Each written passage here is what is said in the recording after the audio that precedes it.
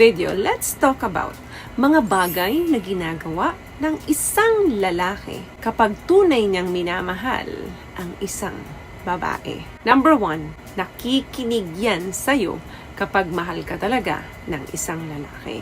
Yan ang unang sign na makikita mo sa isang lalaki kapag tunay kanyang minamahal. Simple lang, nakikinig siya kapag may mga kinikwento ka sa kanya, tungkol sa passion mo, tungkol sa mga goal mo, pangarap mo, or kung may problema kang pinagdadaanan. Kapag ka totoong nagmamahal yan, ipinaparamdam niya sa'yo na nagkikare talaga siya sa'yo sa mga sinasabi mo sa kanya at binavalidate niya yan by actively listening to you. Alam niyo po, ang listening is an art and it's hard. So kapag ang isang lalaki tunay kang mahal niyan, napakagaling niyang makinig sa'yo at naiintindihan niya yon. Kahit na nagrarant ka pa or walang kabuluhan minsan yung sinasabi mo, papakinggan ka niya. Pangalawa, gumagawa siya ng mga long-term plans sa inyong dalawa. Kapag tunay na in love ang isang lalaki sa'yo, gagawa ng malalaking plano yan para sa future ninyo together. Kasama na dyan yung usapang kasalan, ilang anak ang gusto ninyo, or saan mo gustong tumira. Yung mga ganyang bagay, gusto niyang malaman yung thoughts mo. Pangatlo, he compromise. In any relationship, compromise is key. Compromise in Tagalog, kompromiso. At pagmahal ka ng isang lalaki, sinisigurado niya na masaya ka. Hindi niya man maibigay ang lahat ng gusto mo or plano mo, minimake sure niya na halfway of it na ibibigay niya sa'yo. Kung ano yung needs and wants mo para ma-fulfilled yun. Another thing, kapag in love talaga sa'yo yung isang lalaki, he shares his life with you. Pinapakilala ka niya sa mga kaibigan niya, pamilya niya, gusto ka talaga niya ma-involve sa kahit anong aspeto ng buhay niya.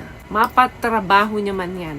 Gusto niya, alam mo at nai-involve ka dito. Another thing, he keeps his words. Kapag tunay kang mahal ng isang lalaki at may sinabi siya sa'yo na gagawin niya para sa'yo o para sa inyo, asahan mo, gagawin niya talaga yan. Magiging totoo siya sa mga salitang sinasabi niya sa'yo. Ipapakita niya sa'yo yung commitment and dedication kung ano man yung promises na ginawa niya sa'yo or mga salitang pinangako niya sa'yo. Hindi naman ibig sabihin nun is nag-a-agree siya sa lahat ng gusto mong mangyari or hindi ibig sabihin nun hindi na talaga siya magkakasala. However, kung talagang mahal ka ng isang lalaki, gagawin niya ang magagawa niya sa abot ng makakaya niya para lang mapatunayan niya sa'yo na tinutupad niya ang mga pangako niya sa'yo. What I love about this product, itong No More Dark Secret ng K-Skin, bukod sa may advanced whitening na siya na kung saan pwede niyang matulungan na pumuti yung mga singit-singit mo, moisturizing, meron siyang anti-irritation, antibacterial, maintain healthy pH level. Hindi lang pambabae, meron din po tayong pang lalaki. Another thing,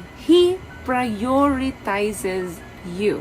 Alam niyo po, napakarami nating priorities sa buhay. Trabaho, pamilya, habit mo, or kung ano-ano pa. Pero dito, mararamdaman mo, ikaw, ang top-notcher na priority niya. Kapag totoong mahal ka ng isang lalaki, hindi niya ipararamdam sa'yo na hindi ka nagmamatter sa kanya. Gagawa yan ng oras para sa'yo kahit gaano pa yan ka-busy sa buhay niya. Alam natin ang mga kalalakihan, very selfish yan sa kanilang oras. At kapag nilagay ka niya doon sa pinaka-first, that means mahal ka talaga ng lalaki yan. Last one, pinoprotect kanya. Ang mga kalalakihan, very protective yan sa isang babaeng minamahal nila. Sinisigurado niya na hindi ka lang safe physically, but also emotionally. May mga lalaki pong mas magaling sa action kaysa salita.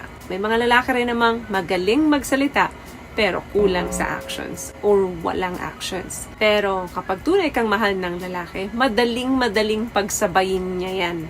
Mag-express ng mga salita na may kasamang gawa. Kapag mahal ka niyan, andyan ang emotionally support. Very gentleman sa'yo yan. Palagi niyang inuuna ang kaligtasan mo. Palagi kanyang inuuna sa kahit na anong ginagawa niya. Isa lang yan. Kapag mahal ka talaga ng isang lalaki, napakagaling nilang mag-express ng love. Hindi lang sa salita, but also sa gawa. hindi sila nahihiyang gawin ito. So, kung wala sa mga tips na yan, ang lalaking kasama mo ngayon, mag-isip ka na. Kung karamihan naman sa mga signs na napag-usapan natin dito ngayon ay nandyan sa lalaking minamahal mo ngayon, congratulations sa iyo. So, may nakuha ka bang tips sa mga napag-usapan natin ngayon? At kung nagustuhan mo ang ating video, please give it a thumbs up, comment down below, and also share this video na rin po sa mga kaibigan na sa tingin yung matutulungan ng video natin. Once again, palagi po kayong mag-iingat at palagi po kayong manalangin. Thank you guys for watching and see you in our next one. Always love yourself and be a blessing. Bye!